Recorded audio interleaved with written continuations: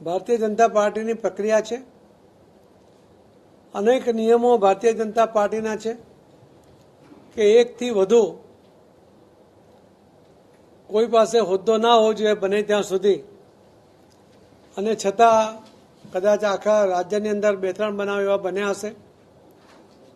દરેકને મેન્ડેટ આપે એ જ સહકારી ક્ષેત્રમાં ઇલેક્શન લડે એ પણ ભારતીય જનતા પાર્ટીની નીતિ રહી છે.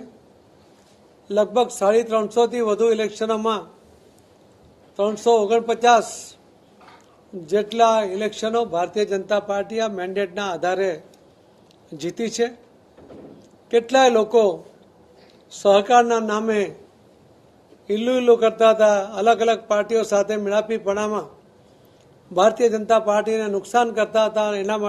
એના કારણે આ દિન સુધી આટલી સીટો ક્યારેય જીતતા નહોતા. આટલી સંસ્થાઓ ભારતીય જનતા પાર્ટી એના આગેવાનો એનો કાર્યભાર સંભાળીને એક સારો વહીવટ આપે છે.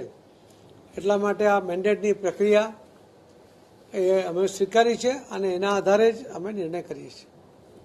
ધન્યવાદ.